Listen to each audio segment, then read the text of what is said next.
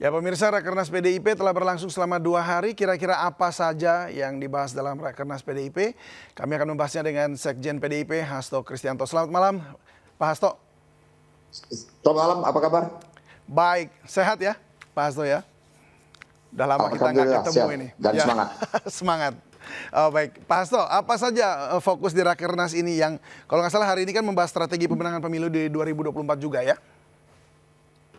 Ya, kemarin setelah mendengarkan arahan dari Ibu Megawati Soekarno Putri dan Bapak Presiden Jokowi tentang pentingnya kesinambungan program ke depan dan bagaimana PD Perjuangan serta Pak Ganjar berkomitmen untuk melanjutkan legasi dan program dari Presiden Jokowi, maka kami juga sudah mendengarkan pengalaman dari para kepala daerah PD Perjuangan termasuk Mas Gibran, Wali Kota Solo, Bung Eri, Wali Kota Surabaya, Ibu Ita, Wali Kota Semarang, semuanya menggambarkan bahwa komitmen di dalam menjadikan politik yang berpihak, politik yang membebaskan rakyat dari berbagai belenggu kemiskinan ternyata sudah banyak dijalankan oleh para kepala daerah dari PD Perjuangan, sehingga apa yang disampaikan oleh para wali kota PD Perjuangan termasuk Mas Gibran itu menjadi bagian dalam best practices yang akan menjadi rekomendasi dari Rakernas yang ketiga. Pada hari ini secara khusus kami membahas aspek-aspek pemenangan pemilu, baik pemilu legislatif maupun pemilu presiden. Secara detail kami bahas, bahkan arahan dari Presiden Jokowi kami jabarkan dengan membentuk tim khusus di dalam Rakernas ini untuk meningkatkan aspek-aspek elektoral, komunikasi politik, visi dan misi calon presiden dan calon wakil presiden yang diusung oleh partai, yang fondamennya adalah spirit membangun kemajuan dalam seluruh aspek kehidupan dengan memanfaatkan bonus demografi agar kita bisa melesat di dalam mencapai kemajuan melalui penguasaan ilmu pengetahuan, teknologi, riset, dan inovasi. Waduh, itu bentuknya seperti apa itu? Karena kan untuk tim ini bekerja, waktunya paling hanya tinggal berapa bulan? 7 bulan barangkali? Bentuknya seperti apa jadi? Ya, kami sudah mempersiapkan misalnya tim visi misi sudah bekerja lebih dari 1 tahun. Kami kupas pola pembangunan semesta dan berencana yang digagas oleh Bung Karno dengan 600 doktornya, dan kemudian berbagai capaian-capaian dari keberhasilan Presiden Jokowi kami bahas secara detail. Kami bertemu dengan para menteri dari Kabinet Indonesia Maju, dan kemudian partai membentuk tim perumus. Kami mengadakan FGD dengan para ahli, karena ke depan Ibu Mega mengharapkan bagaimana second kabinet itu betul-betul mewarnai dari kabinet yang dari Pak Ganjar Pranowo, sekiranya rakyat memberikan dukungan kepada kami.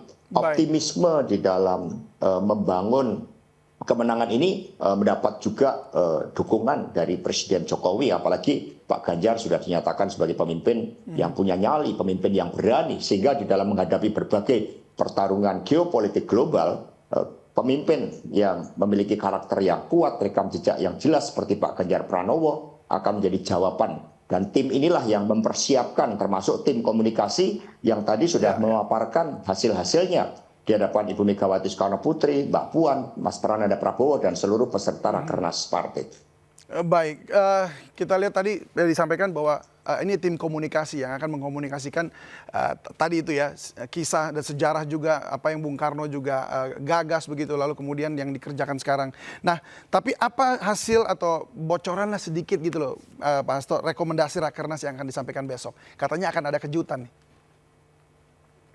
Nah, besok akan kami bacakan rekomendasi eksternal terkait dengan aspek-aspek strategis, tidak hanya berkaitan dengan pemilu 2024, tetapi juga visi masa depan yang akan diusung oleh Bapak Ganjar Pranowo. Dan kami pastikan bahwa legasi dari Presiden Jokowi terkait dengan pemindahan ibu kota, kemudian hilirisasi industri, pemanfaatan bonus demografi untuk mencapai loncatan kemajuan, pembangunan koridor-koridor strategis, itu akan dilanjutkan bahkan dipercepat. Tetapi fondamennya itu dilakukan saat ini, di mana 3 pilar partai, yaitu struktural, eksekutif, legislatif partai, mendorong pelaksanaan Inpres nomor 4 tahun 2022 tentang pemberantasan kemiskinan ekstrim yang nantinya diharapkan dapat dicapai pada tahun 2024 ini. Sehingga presiden baru yang merupakan kesinambungan dengan Presiden Jokowi ini akan memiliki fondamen yang jauh lebih baik untuk melakukan suatu loncatan. Hal itulah yang akan kami bahas di dalam rekomendasi yang ketiga. Bapak Ibu Ketua DPD Ya, beserta baik. Komisi 3. Baik. Lalu artinya bahwa tahun 2024 mengentaskan kemiskinan itu suatu keniscayaan sudah. Ya, karena itu sudah dirumuskan oleh Bapak Presiden Jokowi. Karena itulah kami memberikan dukungan sepenuhnya. Contohnya dari sharing kepala daerah kami di Banyuwangi, mereka mengidentifikasikan kemiskinan ekstrem ini. Ada by name, by address. Dan kemudian melakukan pembagian. Ada instrumen kebijakan melalui APBN, dan kemudian juga ada gotong royong dari masyarakat. Ada distribusi tanggung jawab dari aparatur sipil negara di dalam mengatasi kemiskinan ekstrem tersebut. Kemudian Bapak Abdullah Azwar Anas sebagai Menteri Reformasi Birokrasi itu juga menegaskan suatu kriteria di dalam reformasi birokrasi yang menempatkan satu instrumen pengentasan kemiskinan itu sebagai bagian dari insentif yang harus diberikan di dalam melakukan promosi terhadap aparatur sipil negara. Sehingga semua elemen bergerak, pemerintah bergerak, PDI Perjuangan yang memiliki 54% kepala daerah, 3.232 anggota DPRD Kabupaten Kota, 464 anggota DPRD Provinsi, 128 DPR RI, dan seluruh struktural partai akan bergotong royong di dalam mengatasi kemiskinan ekstrem ini. Luar biasa, ini narasinya ini seputar kemiskinan ini ya, memang untuk mengentaskan kemiskinan jadi PR bersama dari dulu dan kita akan maju ke sana untuk mengentaskan itu semuanya. Nah, Pak, tapi kan ini tentu besok itu kan akan ada diumumkan sesuatu, Pak. Di antaranya pasti tadi bicara juga dong soal akhirnya siapa cawapres atau bacawapres dari Pak Ganjar. Nah, kan sudah muncul dimulai dari Presiden Jokowi ketika sholat Id bersama dengan Pak Ganjar Pranowo menyebut ada 7 nama calon wakil presiden. Kemudian muncul aspirasi dari daerah-daerah yang menangkap harapan publik. Misalnya dengan Pak Basuki, Menteri PUPR itu juga ada yang mengusulkan sebagai calon wakil presiden. Kemudian Mbak Puan dalam rangka membangun konsolidasi nasional, gotong royong nasional, menyebut nama Mas AHY dari Partai Demokrat. Ini merupakan suatu hal yang sangat positif bahwa justru negeri ini tidak pernah kekurangan calon-calon pemimpin. Justru ini yang saya juga mau tanyakan nih Pak Hasto. Sampai nama Pak AHY yang adalah di koalisi seberang ini juga disebutkan dan diusulkan dimasukkan ke situ. Ada apa ini maksudnya? Apa yang ingin disampaikan di sini? Rakernas ketiga kan menegaskan PD Perjuangan sebagai rumah kebangsaan Indonesia Raya. Kami sangat kokoh di dalam menjaga ideologi Pancasila, kebinekaan, yang spiritnya adalah gotong royong. Maka dengan melihat kesadaran terhadap gotong royong, kesadaran untuk melakukan loncatan bagi kemajuan Indonesia Raya kita agar petani kita tidak dihadapkan pada produk-produk impor pangan misalnya, maka diperlukan konsolidasi seluruh kekuatan gotong royong nasional itu. Dan Pak Ganjar Pranowo pada periode kedua sebagai gubernur, beliau juga mendapat dukungan dari Partai Demokrat. Sehingga hal-hal yang positif inilah yang kemudian kami jalin. Secara eksternal di lingkungan strategis kami melihat kalau Iran dan Arab Saudi saja bisa bertemu dan mengakhiri permusuhan di antara kedua negara tersebut akibat campur tangan Tiongkok, maka sebagai bangsa besar yang juga punya tugas memimpin dunia, maka kita juga harus melakukan konsolidasi secara nasional dengan melakukan dialog meskipun secara platform dan kultur ada perbedaan dengan partai politik tersebut. Berbagai barier inilah yang coba kita atasi dan Ibu Mega telah menugaskan